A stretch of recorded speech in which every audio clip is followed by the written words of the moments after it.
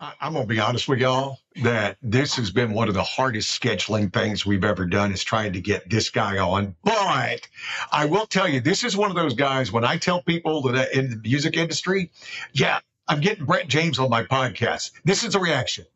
You're what? You're what? You're doing what? Yeah, I know. So it's worth the wait.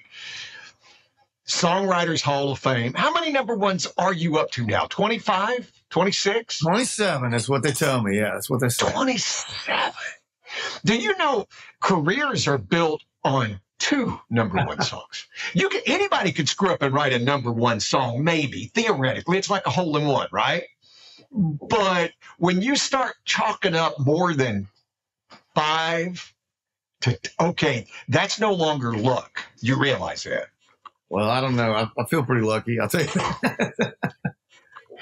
You're just so damn insanely talented, and you've got such great hair. I actually went out and got a haircut yesterday because I didn't want my hair to be compared to yours. I think it's looking high and tight today, Gary. I like what you got going on. Exactly what I went with. You know, if I had the mane, if I had the mane, I would go with it and throw it down. Well, you know, I don't know. I just don't like going to get my hair cut, I guess.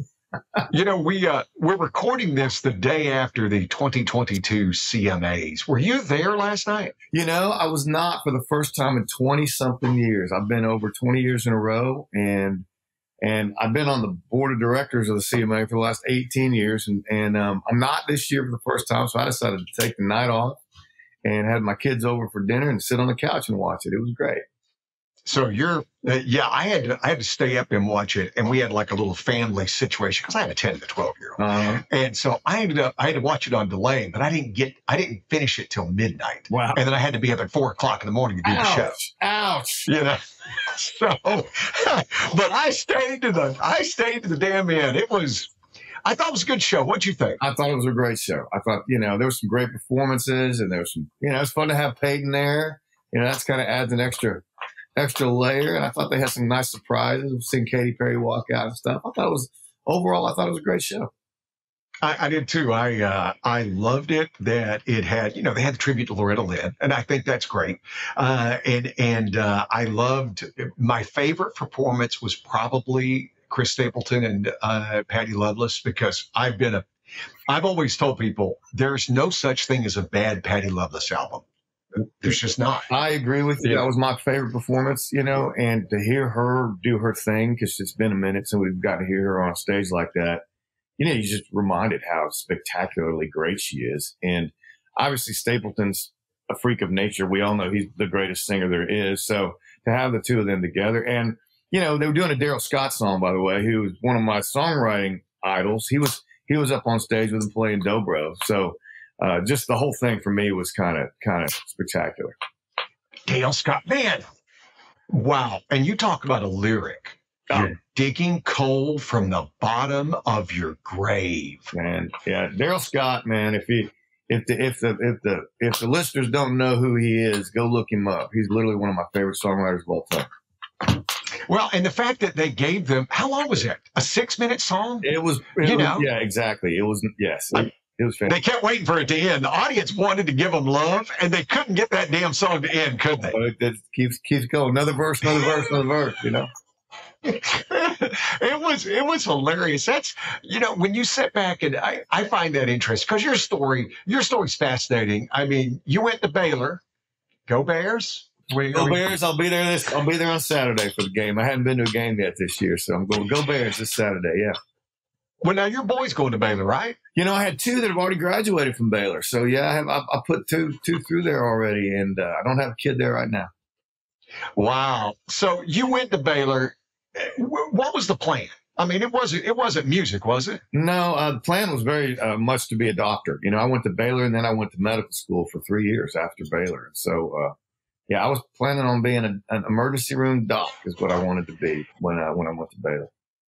So you were 3 years in. This isn't like, and I'm not throwing them under the bus. This isn't like Matt Stell and Dustin Lynch, who thought about going to medical school but never really did it. I mean, you were in. Well, I was in. It's a very long story, but you know, I did 2 years, and I came out to Nashville on the spring break of my sophomore year of med school, And my third day in Nashville ever, I got offered a huge record deal. Third And day. so what I did was I took a year off, I finished my sophomore year, took the board exams, and told med school I was going to take a year off. 7 years later, after failing miserably as a recording artist in Nashville, trying to be Garth Brooks for 7 years, I decided to, I had 2 little babies to feed, and I decided to go back to med school. So I really did 2 years, took 7 years off. And then when I went back, I did another year, but they had made me repeat my sophomore year. So I was in it for 3 years, but only completed, I did my sophomore year twice. And what happened was my songwriting career blew up the second time I went to med school, and I quit for the second time for good. So it's a long story. What was that conversation like with your dad? Because your dad was a doctor, right? He was, he was always just nothing but supportive. He was a frustrated singer himself. He's a great singer, better than I am. He was a fantastic singer. And my mom was a classical musician.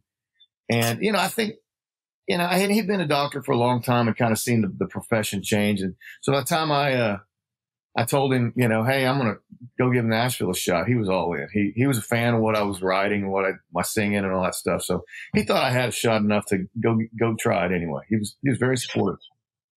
I appreciate you saying that about your father. It's hard to imagine he's a better singer. And I'm not saying I don't believe you.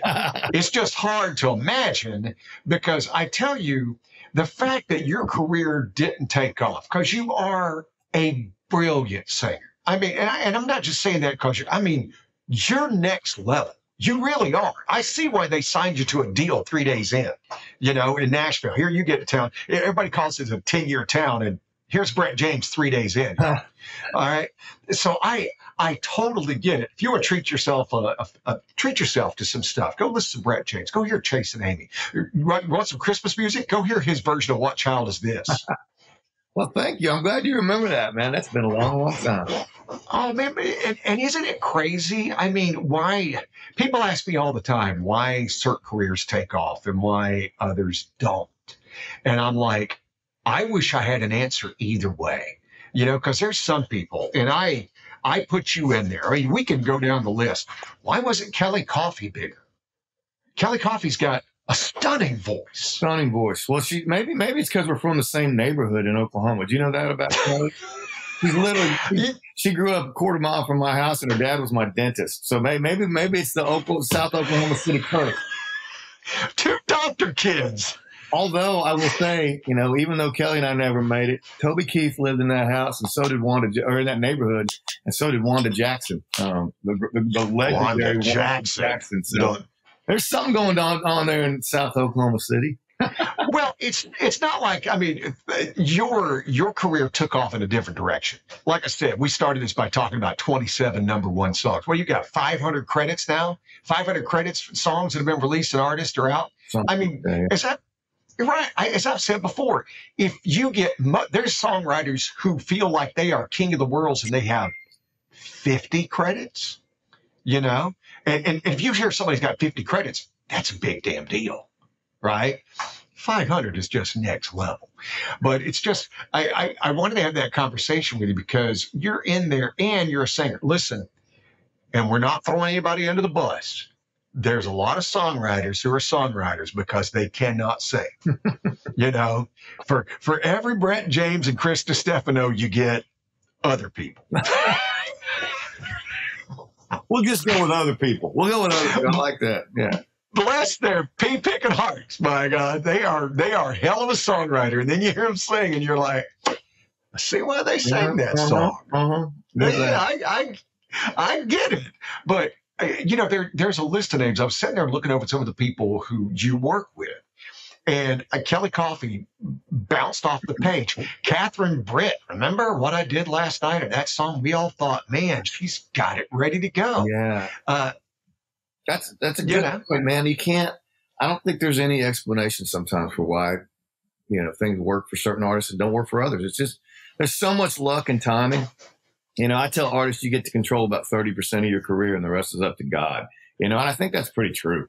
I just think there's a lot of luck and timing that happens. And, you were talking about Chris Stapleton, without the moment with Justin Timberlake on the CMA Awards, Chris Stapleton might still be a songwriter just like he was for the decade before then. you know, and then he has that moment and, you know, he ends up being, you know, one of the biggest male recording artists we've ever had. But, you know, before then, you know, it was just a perfect timing for Chris. And, you know, thank God that happened because I love Chris's music so much. But, you know, luck and timing has a lot to do with it. Well, it is because you know, I've had this conversation with Dierks Bentley before. I'm like, you know, on paper, you shouldn't work, you know, and I love Dierks. I love him to pieces, you know, but on paper, you know, he's not got that voice. He's not got a U voice. He's not got a Stapleton voice. He's not got a Colin Ray voice, right? Or a Gary LeVox. He's just got that voice. But boy, he picks the songs and it all works and he works hard. So there is that thing of God and talent and timing, you know, and knowing Kenny Chesney. Can you think of an artist who knows himself better than Kenny Chesney? No, absolutely not. You know, and Kenny talking about picking songs, man. You know, I say he's the best ears in Nashville that I just think he's got the best ear for a hit song of anyone I've ever been around in the music business, period. And, you know, it's made his career because he knows exactly who he is, what he wants to say and what he doesn't want to say. And then he's just done such a great job of writing and choosing songs that, you know, he's kind of a genius in that regard, in my opinion. I heard you say one time that Kenny and Carrie Underwood like to be in the room when you write. What's that like? What does it change the dynamics when the big star's there? Yeah, and you know, and knowing, I would imagine that writing for Kenny is a different thing because Carrie can hit some notes. Yeah, you know. Well, I mean, both of them are such familiar voices, you know, that it's a little hard to write with them sometimes because, you know, everything Carrie sings, you know, she literally can just sing the phone book and think, well, that's perfect. That's a smash, you know. And Kenny's a little bit the same way because that voice we've heard on the radio 18 trillion times. And when he just sings it in the room, you're like, well, that just sounds like radio because it sounds like Kenny Chesney, you know. And so you have to make sure it's not just their voice that's so good in the room that the actual song you're writing that day is good. You know, you have to check yourself a little bit and make sure, okay, we're not writing some piece of junk here that, you know, we're gonna hate tomorrow just because it sounds good. You know, so you have to try to be a little more picky when they're in the room. Isn't that kind of hard? I mean, when you guys put in, you know, for no matter what people say when songs get, oh yeah, we wrote this in 20 minutes. No, you didn't. The majority of songs are hard slogs, and I use that word because I just don't have a better word for it, right? I think that's but I mean, word. it's going in there, and you know, it's taking a tree and turning it into a cabinet.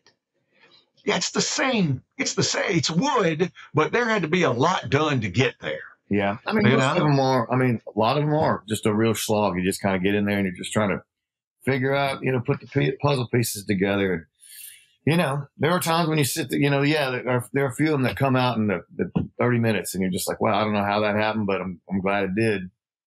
And then there's others, well, you'll sit there on a line for 2 hours, just one line. You know that it's got to be the right thing and you just can't find it, you know, and usually it's somewhere in the kitchen or in the bathroom is usually where that line is. So it's usually about getting up, going somewhere else, and usually that's where you go find the line, you know, because usually sometimes you just sit there forever and it never comes out. I can only imagine there's a notepad in the bathroom, and if company comes over, people go, you know, your kids go, don't ask. I can't tell you how many co-writers I've been working with. You know, they'll be in the bathroom and you hear the line shouted through the door. This is it. This is it. That's awesome. Well, you know, and the truth of it is the majority of them don't work though, right? I mean, how many, you've had 27 number one hits. How many not number one hits, right? Well, that would be, what's 4,000 minus 27? I've written about 4,000 songs. And so that's a lot of bad songs that I've written, you know? I mean, yeah, even you say I've had 500 songs recorded, but the batting average is still, you know, if I've literally written over 4,000 songs, so it's 1 in 8 that even, you know, makes it to anywhere. You know, that's a, and if you do the math on 3,500 songs, and if you say, oh, that's a song a day, not to mention the days required to record all those songs, I mean, you're talking about 15 years of my career 365 days and then I haven't made a penny. You know, that's a real thing. You start adding up all the misses and it gets pretty, it's hard to believe any of them ever work. You know, it's impressive. Hey, y'all who you're thinking about a career in music, think about career. You hear what he just said? You hear what he just said. You know, a lot of days you're working for free. Well, almost most days you're working for free. And a lot of those songs, you know, like I said, there's a lot of bad songs in there, but there's also some of the best songs I've ever written are in that 3,500 song pile that just, for whatever reason, never found an audience, never found an artist, you know? And so that's another weird thing because, you know, some of my favorite songs have never been recorded by anybody. Isn't that funny? Have never been recorded? No. Some of the favorite songs I've ever written have never been recorded. And that's just part of the way it works. And then you can just forget about them and move on, you know, because we don't get to choose the ones that get recorded. That's up to the artist and up to the stars and to God and, you know, whoever's in charge of those decisions. But we don't get to make that decision. You know, that's funny. Well, that's something. If you're a young artist, I'd be pulling up that Brett James catalog and I'd be trying to find that song that he thinks is the best songs he ever wrote. Well, and I would go down that path. That's just me giving you free advice. Well, if there are artists listening, it's my catalog and there's a bunch of them out there, you know. But what happens is people aren't willing to dig, you know, and they're not willing to listen anymore. It's harder now to get artists to listen to songs than ever before. Now, or most artists, you know, want to be in the room co-writing the song, want to be a part of the process, which is great. There's nothing wrong with that. But what it does mean is there's a whole lot of hit songs sitting on shelves in Nashville that if someone would take the time to dig through and find those diamonds, you know, you could make a pretty good career out of it, you know, just finding those diamonds. Well, listen, two of my favorite songs you wrote that were never big hits, but I loved it. Billy Ray Cyrus, You Won't Be Lonely Now. Yeah, sure. That was my first hit at all. That's the first hit I ever had. Dude, I love that song. Oh, well, thank you. I was literally the first hit I ever had on the radio. And I went to about 10, I think. And I wrote it with a legend. I wrote it with a guy named John Bettis, who is one of the most legendary songwriters in the history of all songwriting. And he was kind of my mentor and guy at that time. So, yeah, I'm glad you remember that one. That's fun. I loved it. I think somebody could redo it. And again, I'm not trying to talk bad about anybody. I'm not. I just, Billy Ray's not the strongest voice you'll ever meet. He did a great job of that song. He really did. But, man, I just think somebody could come out and just, wow. I tell you what, let me hear Luke Combs sing that song. That'd be fun, wouldn't it? Oh, my gosh. He would absolutely kill that song. You're right. I should start preaching that one again, you know? It's a good idea. You should. I'm telling you, Luke Combs would turn that into a completely different dynamic because he just has that, pun intended here, hurricane voice. Yeah. Right? And that song requires it because it builds and builds, and all of a sudden, it needs to go right there. And not to say Billy Ray did a fine job, but man, that would go next level. Well, hope maybe Luke will be listening today. That would be awesome. I know. Listen, either Luke, hey, who wouldn't want to hear Stapleton take a shot at that either? Huh? He crushed everything. Of course, he crushes everything, but yeah, he would crush it. Yeah, but getting that. I like the way you're thinking, though, Gary. I love the way you're thinking today. That's making me happy. Well, you know, the thing of it is with Stapleton, and again, I'm a fan, but he tends to really enjoy like what he did the other night. He kind of enjoys that dirge sound. Okay. And I don't mean that as a criticism, because if you have a voice right like that, you want to use it. Yeah. You want to show it off. Sure. But man, being able to give him something with tempo like that, it's not a fast song, but it's a nice mid-tempo song. But it has all the elements that I think would check all his boxes. Nothing would make me happier. I can tell you that. I mean, Chris just, you know, it's crazy. I've known Chris forever, and you know, there was, you know, times he's always been the best singer around, but you just can't. I can't believe even, you know, you didn't think there was room for him to get better, and he just keeps getting better, if that's even possible. You know what I'm saying? It's just, he's to that point now where it's just, he just never misses, you know, and that's a really hard place to get to as a singer. He's redefining what, and I love soul singers anyway. And at his core, you know, Chris is a country singer, but at his core, he's kind of a soul singer. And just the combination of the two things really blow me away. Yeah. With that voice that, you know, with Stapleton, when you hear it, it just seems like he should be having to work harder at it. Yeah. But because he's so good at it, and you kind of take it for granted. Yeah. Right. Oh. I mean, and I'll give you let me give Kenny Chesney a backhanded compliment. And I love Kenny, known him forever, not as well as you. But for him to hear your version of Knowing You and then go, yeah, I'm going to sing that. Because if I tell y'all what, just go ahead and pull up Brett singing Knowing You and listen to that. You sing the hell out of that song. I mean, you take it to an amazing place. And for Chesney to have enough confidence to go, yeah, I'd sing that and do a great job. Don't get me wrong, did a great job. But wow, because your version is. Well, I do. My version is just kind of I just do my little half-ass soul singing job to it. You know, I turn it into a soul singing song just because I love singing that song so much. But you know what Kenny does so well is, you know, Kenny. The one word I'd say about Kenny's vocals is effortless.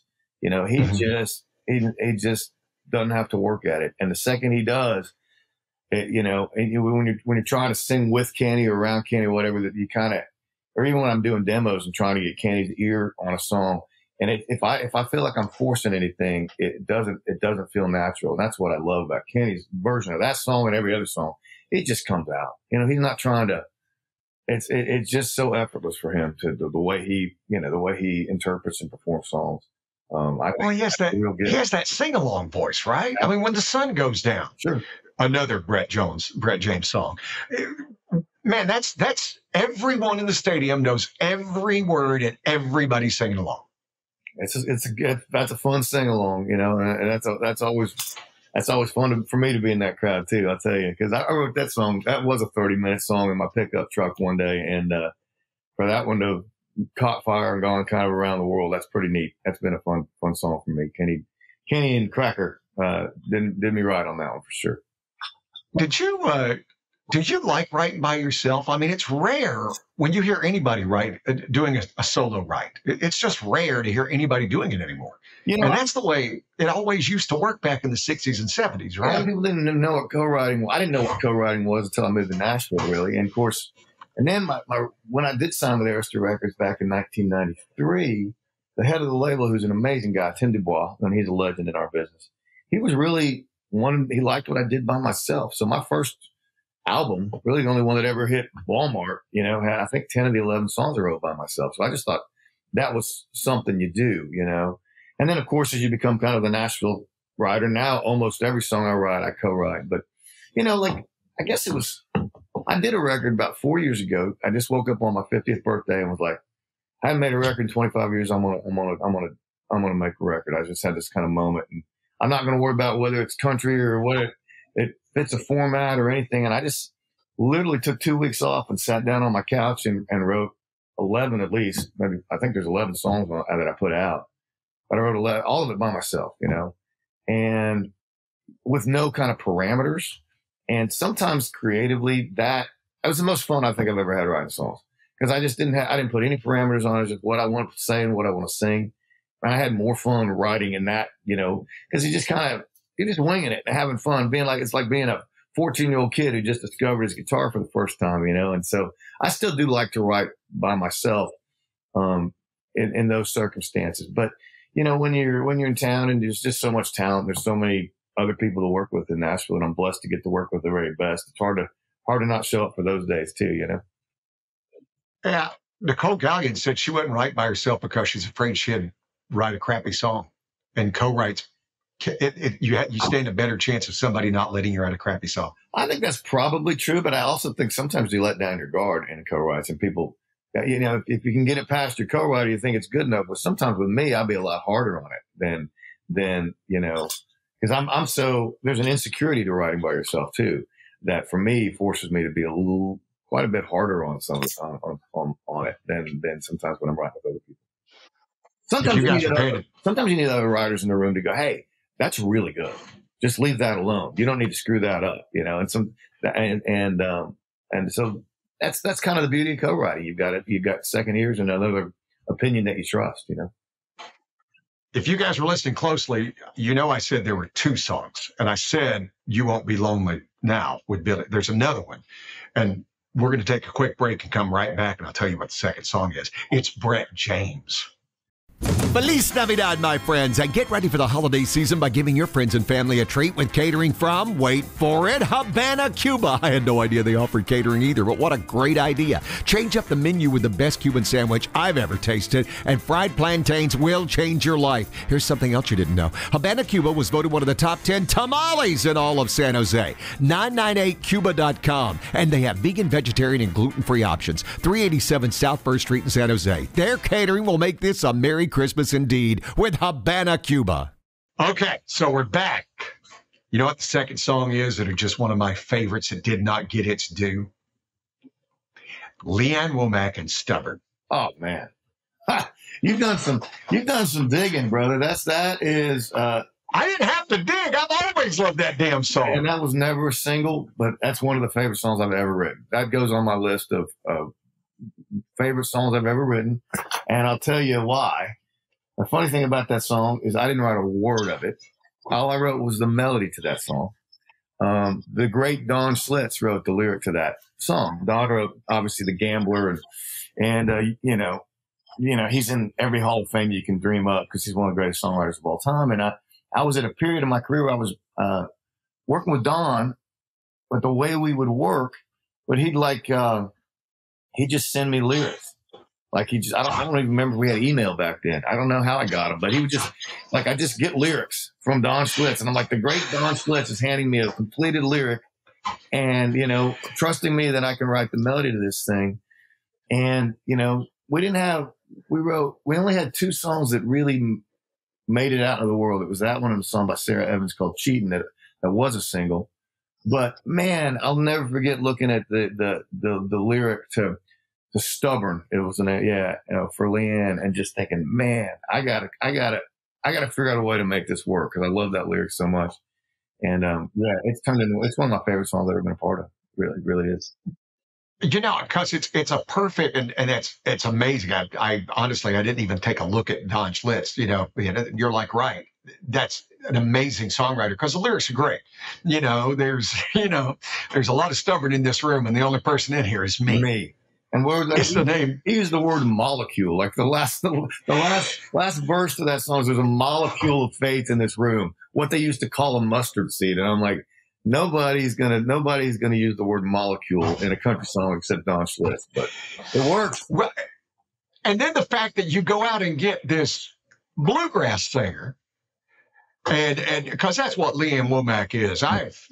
Sure. My wife used to call her my girlfriend because when she would come into town, we'd interview her and she goes, "You're flirting shamelessly." I'm like, "Yeah, I know. On the air, flirting shamelessly."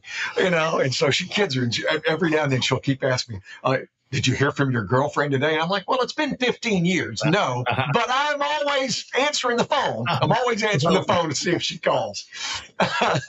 But I don't know if there was a better chance. I don't know if there was a better example of showing how well she could sing than that song. I think it shows even, The Fool. The Fool was a beautiful song, right? It was. But there was Stubborn allowed her to have so much different depth. It's just you guys need to look it up. It's just an amazing song. She crushed that song, and I remember that album was kind of a stripped down album. It wasn't big instrumentation. Most of it was pretty stripped, and I remember they had the album release party, which she just stood on stage with a small acoustic band and just played the album straight through. Was at the Ryman. And so I got, the first time I heard that song performed by her was at the Ryman. And I was literally, I think I was in tears. I was completely blown away. Wow. That's, I can go down, I can do lists with you on because to me, that's my favorite performance. And then my second favorite performance from her is Does My Ring Burn Your Finger? Oh, yeah. That doesn't get enough credit for some notes she hits that she ain't supposed to hit. No, she's, this is kind of, to me, she's You know, we talked about Patti Loveless earlier. I mean, those are like the timeless country voices that are kind of country perfection, you know, and both those girls grew up singing bluegrass, you know, and they just know how to do that better than anybody. I would hope that somebody would pitch Stubborn to Lainey Wilson. Oh, well, that's another great pitch. That would be an amazing pitch. My gosh. And it's a song, as you said, not a lot of people know, right? So she doesn't have to even look at it as being, you know, it was 3 years ago that I found out the damn Old Red song from Blake Shelton was originally a George Jones song, right? It took me, it was 3 years ago that I found out. I don't think I knew that till this second. I did not know that. Yeah. Crazy. George Jones did Old Red. Wow. And it's an Old Red song, and it's a different sound, man. I mean, you sit back and go, well, hell, of course this is a George Jones song. It can't be anything else. Wow. You know? That's and great. so when you, yeah, right. So when you find out it was a remix, well, see, but it was a hit. Well, see, people don't remember Stubborn. So I'm saying, well, Lainey, go sing Stubborn. Or Miranda Lambert, go sing Stubborn, because she would have a different take on it altogether. Absolutely. I'm taking notes on your pitch ideas today, though, man. You gotta do this for a living, Gary. This is amazing. You're the best. You know, Nashville. That's the joy of being able to do this for a living. And that's why I just love talking to songwriters, because you guys have a different take. An artist has to take it from their point of view, you know? Sure. Does that make sense? Absolutely. I mean, they got to stay in their vein. You guys get to go, all right, here. And to me, that's where all the fun's at. We do get to paint with all the colors, and that's the fun part. You're right. Yeah, and so you can just take it. So you can take, with Lainey Wilson singing Stubborn, it is a heartbreak song. With Miranda Lambert singing it, it's a regret song. Mm-hmm. That's well put. You're right, and it worked for both of them. Now I think about it. Well, it would. I'm taking notes. I'm telling you, I'm gonna get my publisher to start pushing that one again, because you're right. That song never really got its day in court. You know, it was as far as kind of getting past Leanne's core fans. You know, because it never got out there on the radio. Yeah, because that would be me, and I like to go dive deep and do all that kind of stuff. But see. Yeah, we can do this. We can make it a regular call, and we'll just do. I'm gonna figure out which songs work. Gary's pitch ideas. I'm into this idea. I like it. I like it. I'm all in. Also, I wanted to ask you, because I think this is fun. If you had to do the Nashville Mount Rushmore, who would you pick? I'll give you mine to start, because that way you know. So if I were going to pick, I'd go, and I'm going old school, and I try to combine some new school. I'm starting with Jimmy Rogers, because there is no country music without Jimmy Rogers. Right. I'm going to go Merle Haggard. Yeah. I'm going to go Garth Brooks. And what I went with, I tried to go with people who changed the game or just did something that may never be done again. Right. I'm going to go George Strait for the fourth. Well, how many people are on Mount Rushmore? 4? That's 4. That's it. Yeah. Okay, 4. Okay, so then I'll take that back. I'll knock George Strait off. All right. And I'm going to put Loretta Lynn. Wow. Because nobody, and that's not because she passed away. I said this, I made this list up a while ago. Yeah. Because she changed the game. Sure. In how women were viewed in country music. Mm-hmm. You know, women didn't get to have a voice as far as independent voice when she came along. Sure. I love Dolly. It's easy to put Dolly in there. Yeah. But Dolly fit within the confines of the system. Mm-hmm. And that's not a criticism. Sure. Loretta pushed the walls, you know. Yeah. Nobody else was singing The Pill. Nobody else was singing Don't Come Home and Drinking with Lovin' on Your Mind. Yeah. You know? Sure. Nobody was doing that. So that would be, and Garth, obviously, there will probably never be a bigger country star. It's hard to imagine. In this format. Well, it's hard to imagine that without leaving the format, at least partially, like Taylor or somebody like that has done, you know? Yeah. So crazy. What off the top of your head, what would be yours? Well, you know, I have to personalize it and have to agree with two of yours. Well, you pulled him off, but I would not know what country music was without George Strait, period, because I grew up in Oklahoma and Texas. And, and I just think he is such an icon in that part of the world that he's King George for a reason. Mm-hmm. I'm also from Oklahoma, and there's no way I could not put Garth on that list. Just because, like you said, I think he's the biggest star, one of we're ever going to have. And I'll tell you a quick story from this week.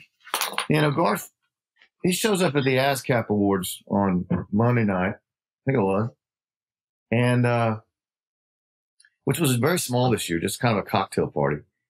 And I and three other people sat there. I spent the last 45 minutes of the night talking to Garth Brooks, like we're talking right now. And that's just kind of and I've known Garth on and off for, just a little bit. I mean, I don't know him well, obviously, I'm just thrilled that he pretends like he knows my name kind of thing. But man, is he just down to earth and cool as hell to sit there and talk to as a person, just at an event like that. It was really, Chris Oglesby, who runs BMG here in Nashville, was in this little circle. First text I got the next morning was like, well, that was awesome. Isn't that the best thing? I told Garth this myself. I've said, listen, the most important thing you did, you're now going on your third generation of singers that you taught how to do this business and survive. Absolutely. I mean, he's, think about it. The bad old, for 35 years now. It's crazy, isn't it? Yeah, the bad old days. I mean, let's be clear. I met a lot of those old singers, and it was all about taking something to stay awake and then taking something to go to sleep. And then every kind of bit of debauchery you could fit in during that time. Yes, you are. You're correct, sir. Yeah. You did. And they all died kind of hard lives, except for Willie Nelson, who saw that coming. Right. Yeah. But he discovered something that would mellow him out. That's what happened. It all yeah. Well, he was also a runner. Even with one lung, he was a runner. But it's Garth taught them, listen, make it about the fans, make it about, and here's how you conduct yourself. Yeah. And work with people who want to work with you.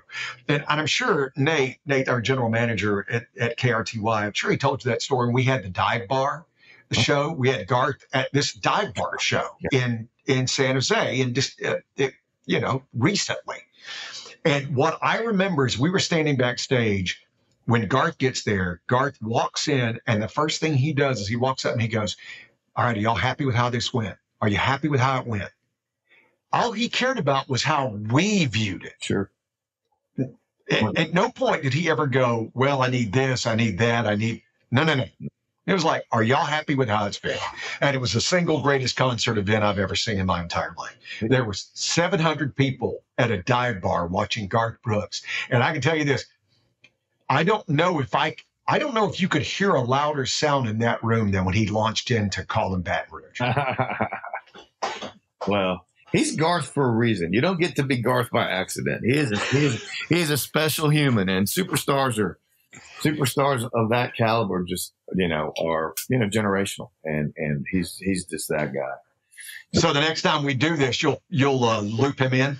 Oh, absolutely. Yeah, we're that tight down. 100%. He asked if he could jump on today, and I said, I think Gary's just busy. He didn't. No, I've taken too long to just get you. I don't need anybody distracting me like Garth.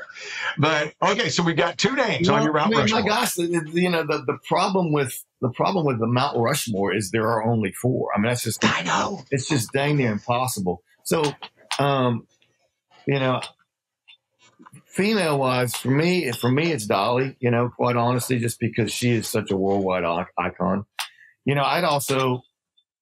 One could argue Maybelle Carter belongs on that. Absolutely. On that mountain, pretty, because she kind of sort of invented our deal. She kind of was there at the very start. So she would be. I could make a really good argument for her. And then my fourth one, man. And I'll be honest, I'd be having to choose between Merle and Willie. And I don't know how you choose between Merle and Willie, but I'd have to pick one since you only got four. Since you picked Merle, I'll pick Willie. How about that? Just because from the songwriter's standpoint on both of them, you know, I don't think there's ever been a greater country songwriter than Merle Haggard. But if there was, it's probably Willie Nelson. So let's go with that. When you sit back and just go through it, and if you really enjoy the art of the song, you know, right now, okay, if you're Willie Nelson, only thing you really have to do is go crazy. Mic drop, walk out. Sure. Yeah. 100%. It's over. Yeah. And if you're Merle Haggard, you can go, oh, would you like that one? Would you like, you know, Silver Wings? Would you like, you know, Mama Tried, Okie from it? You know, I'll just keep punching you until you fall down with Merle Haggard. Yeah, it's crazy. You know, crazy what even though in the amount of time he just, yeah. I mean, it's hard to describe what those guys mean to country music. You can't put it into words. You know, and you know, we can always use more. That's for sure. And with Willie Nelson, I mean, you know, to me, I think "Angel Flying Too Close to the Ground" is one of the top 10 country songs of all time. 100%. And I don't think it's just they don't make songs better than that. Period. See, on the next time we do this, I am going to ask you for your list of songs. All right. I like because I have to do this again with you because I'll come up with more pitches. I like that idea. But I have to do this again with you and get more songs and get, you know, because we could you know, but we could limit it to like as far as Mount Rushmores, as far as like songwriters and stuff. But singers, I loved your Mount Rushmore. I really did because. Yeah, to me, it was either Jimmy Rogers or Maybelle, and it really took both of them. Sure. Right? Yeah. Country music doesn't happen without both of those. Right. And then you just have to. We didn't talk about a senior. I mean, my gosh, you know, we could go on and on and on. We need 25 Mount Rushmores, I think, but we can figure that out. Maybe so, because you're true, Hank Williams, and you talk about how much he did. In the short amount of time he did it. Nuts. And then when you throw in the drugs and alcohol. what it could have turned into had he lived, which is mind blowing, you know, when you start thinking about that stuff. You know. Well, and what could Merle have done if he wasn't fighting his demons? Sure. Yeah. You know, and Johnny Cash. Yeah, we didn't talk about Johnny. You talk to Merle Haggard and Johnny Cash and Johnny. It was one of the most. It was. I remember I saw him and you went backstage and June did all the talking. Johnny just stood there. Is that right? Because I don't think he could talk. I don't think he could interact with people at this point. Wow. So June did all the stuff on stage as far as talking and making the crowd laugh. Huh. And Johnny just stood there, and then he would sing a song, and it was the exact same thing backstage. Interesting. Because he lived a hard life. Yeah. Is my point. Those guys did not mess around back then. It was all out all the time, you know. And I, you know, you're right. Some of them didn't make it through. Some of them did survive, and you know, those were different times back then. I remember the Highwaymen because it was funny. I was backstage. I saw them, and Johnny was still standing there, right? And everybody standing around him. And Willie's so small. He's just so small, right? And everybody's around him, and he's just got the Willie Nelson thing. And Waylon was right there. And I've been a Waylon fan forever. And walked up to him, and I said, Waylon, I am just so damn excited to meet you. This will be one of those moments I'll take with me forever. And he looks at me and he goes, well, partner, I'm glad to hear that because one of us should. That's a perfect answer, isn't it? And I'm like, and then Chris Christopherson, you will never meet a more beautiful man in your life at his prime. Yeah. You're just like, that's not even fair. Really, there should only be one man allowed to procreate with every woman on earth, and it should be Chris Christopherson. Chris Christopherson, I don't disagree. I 100%, you know, I hate to admit it, but yeah, best looking dude ever, probably. Best looking dude in our format ever, I can guarantee that. He is so stunningly gorgeous. It's just not even fair. Yeah. It's just not. You look at those pictures of him back in the day, and you're just like, man, Look at that picture of him and Barbara Streisand on the cover of that damn album, The Way We Were. Yeah. You know, there is no woman alive, and I'm only talking about women because I'm straight, and it's not that I'm a criticism, so I can't talk for men. I just can't. That's all. But as far as women, the women I know, man, I can't think of a woman that'd say, nah. Well, there's something wrong with her if she did. You know what I'm saying? Yeah, you'd be like, are you kidding? Have you seen this guy? Go, Yeah, I know. go hit that. You need to go hit that. Right. Dude, I appreciate you being so generous with your time. I am so thankful of it, and I can't wait till we do this again. Well, I'm in anytime. I'm sorry it was so hard to schedule this time. Both of us are just, stuff comes up. But let's do it again soon. I love it. So really, I will look forward to it. I will get on your to-do list is what I will do. Perfect. I'm in. Fred James, you're the best. Thank you, man. Thank you, Gary. Appreciate you having me.